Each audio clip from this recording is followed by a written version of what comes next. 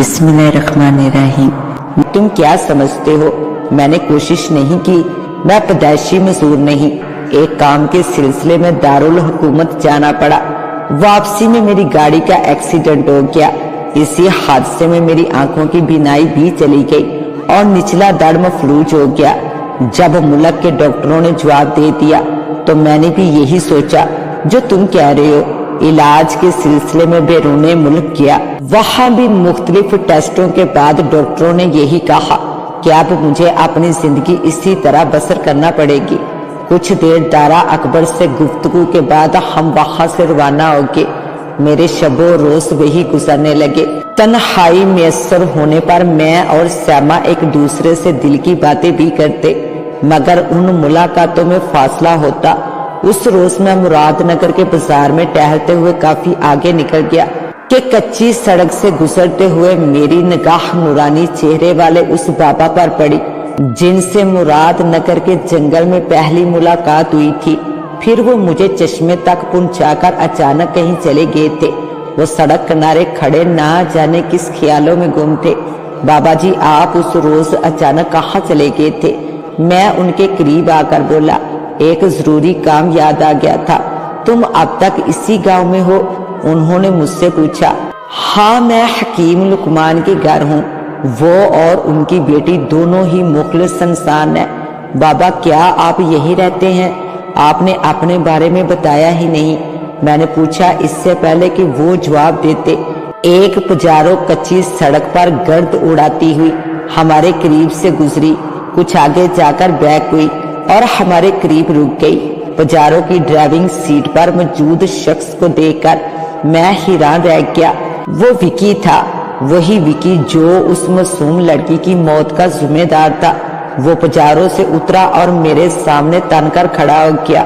او ہو، تو تم یہاں میرے ہی علاقے میں قانون سے چھپ کر بیٹھے ہو؟ وہ تنزیہ انداز میں مجھ سے مخاطب تھا۔ اس نے میرے قریب کھڑے بابا جی کو اس طرح نظر انداز کر دیا تھا کہ گویا ان کا وجود ہی نہ ہو۔ اس کے انداز پر میرا خون کھول اٹھا۔ تم کیا سمجھتے ہو قانون کی نظروں میں دھول جھونک کر بچ نکلو گے؟ ڈرو اس وقت سے جب میدان حشر میں اس مظلوم لڑکی کا ہاتھ تمہارے گرے بار پر ہوگا۔ وکی ایک شیطانی ہنسی ہنسا۔ بیوقوف، قیامت دور ہے، ابھی تم اپنی فکر کرو، تمہارا کیا بنے گا؟ پورے شہر کی پولیس تمہاری تلاش میں ہے۔ جب پولیس کو پتہ چلے گا کہ تم شہر سے دور مراد نگر میں ہو تو وہ یہاں کا رخ کریں گے۔ اور تمہاری معلومات میں اضافے کی غرض سے بتا دوں، تمہیں قتل کے الزام میں پھنسانا میری پلاننگ تھی۔ وہ بوڑھا جو تمہیں لفٹ کے بہانے اس مکان میں دھوکے سے لے گیا میرا دوست سرفراز تھا جو بوڑھے کے میک اپ میں تھا۔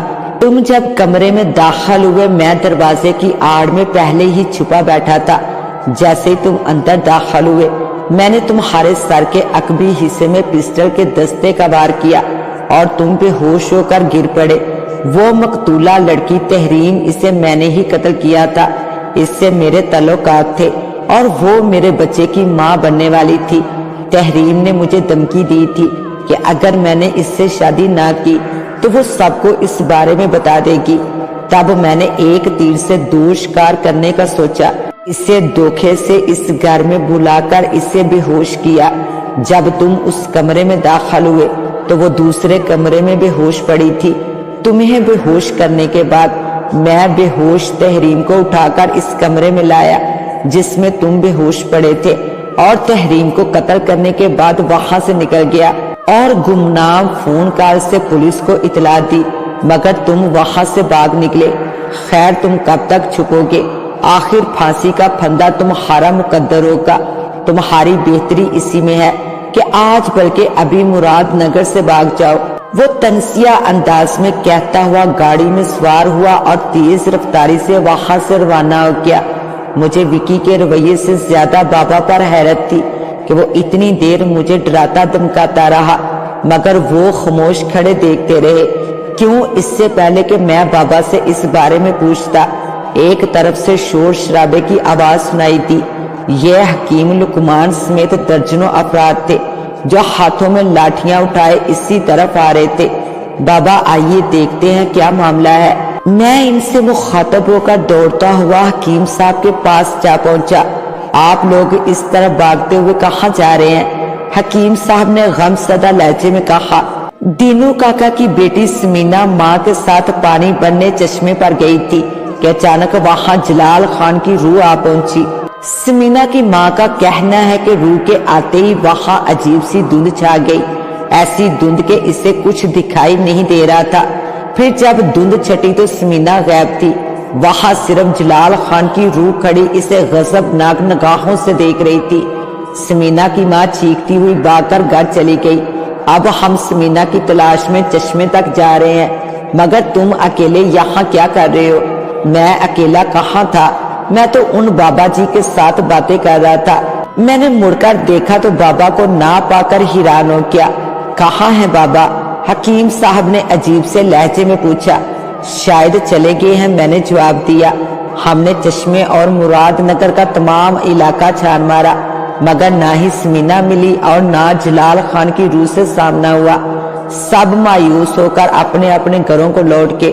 سچ تو یہ ہے کہ مجھے بھوت پریت چڑیلوں کا یقین نہ تھا۔ میرے اندازے میں لڑکیوں کے اغوا اور قتل میں جلال خان کی روح کا ہاتھ نہیں، یہ کوئی اور ہی چکر تھا۔ اپنے اس خیال کی تصدیق کے لیے میں جنگل جانا چاہتا تھا۔ شام سے ذرا پہلے میں حکیم صاحب اور سیما سے بازار جانے کا کہہ کر نکلا۔ میرا ارادہ لال حویلی جانے کا تھا۔ میں دیکھنا چاہتا تھا کہ واقعی وہاں جلال خان کی روح ہے یا پھر کوئی اور ہی افسانہ ہے۔ لال حویلی پہنچنے تک مغرب ہو چکی تھی۔ میں دھڑکتے دل سے حویلی کے گیٹ سے احاطے میں داخل ہوا۔ برسوں سے ویران حویلی کے صحن میں جاڑ جنکار کی بہت تعداد تھی۔ آگے بڑھتے ہوئے نہ جانے کیوں میرا دل تیزی سے دھڑکنے لگا تھا۔ میں جیسے ہی عمارت میں داخل ہوا، کسی چیز سے ٹھوکر لگی اور میں گرتے گرتے بچا، اور جب غور کیا تو وہ انسانی کھوپڑی تھی۔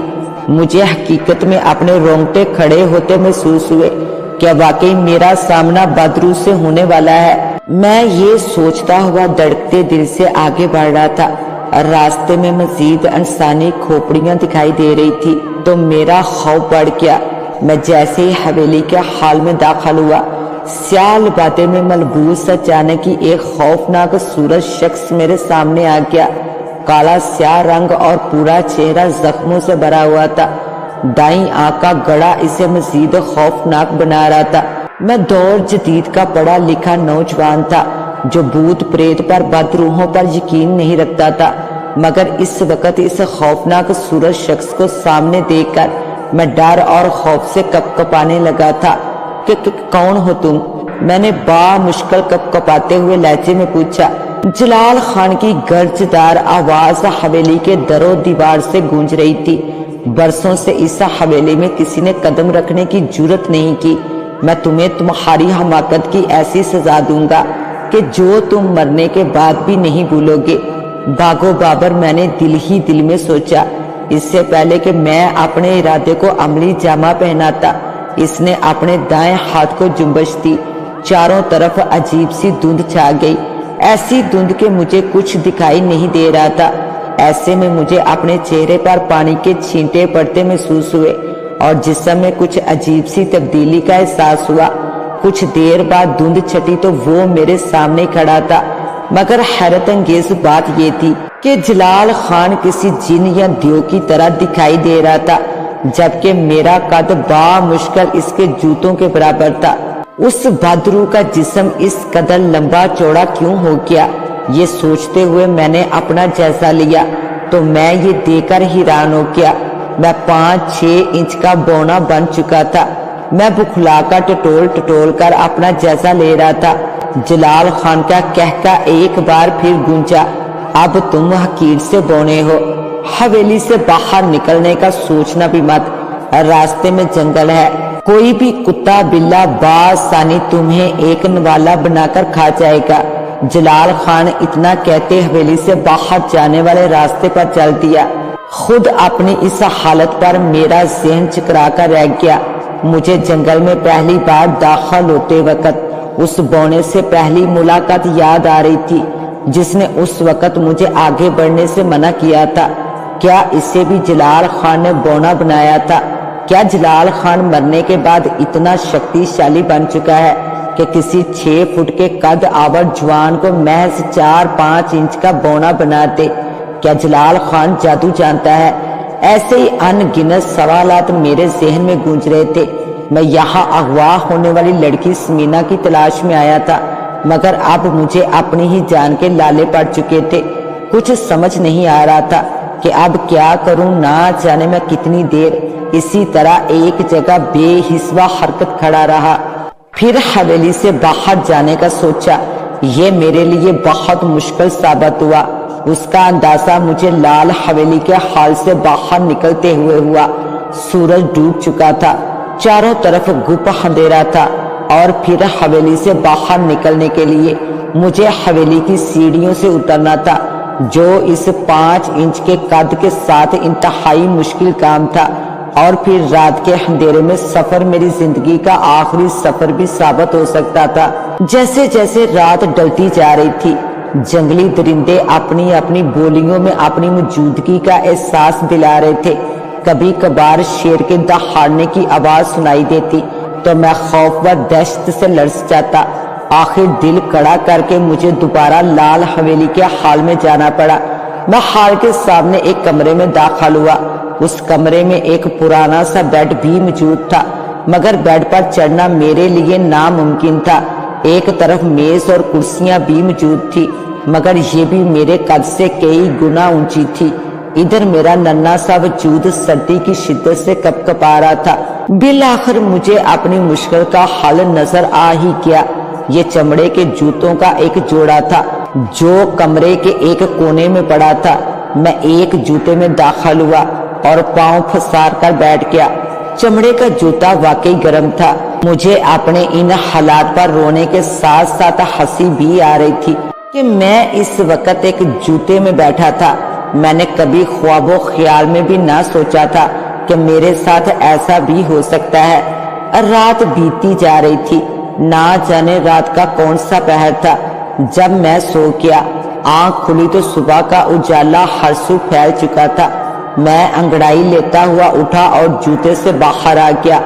احاطے کی سیڑھیاں میں نے خاصی دقت سے لٹک لٹک کر اتری۔ حویلی سے باہر نکلتے ہی مجھے اندازہ ہوا کہ اس ننھے منھے وجود کے ساتھ جنگل کے اس حصے سے مراد نگر پہنچنے میں مجھے 2-3 دن تو لگ ہی سکتے ہیں۔ وہ بھی اگر میں بچ گیا تو چلتے چلتے اگر میرے راستے میں 2-3 فٹ کا گڑھا بھی آ جاتا تو مجھے خندق سے کم نہ لگتا۔ مجبوراً راستہ بدل کر ایک طویل چکر کاٹ کر آگے جانا پڑتا۔ چلتے چلتے میرے پاؤں شل ہونے لگے تو میں آرام کی غرض سے ایک جگہ پاؤں پھسار کر بیٹھ گیا۔ مجھے وہاں بیٹھے کچھ ہی دیر گزری تھی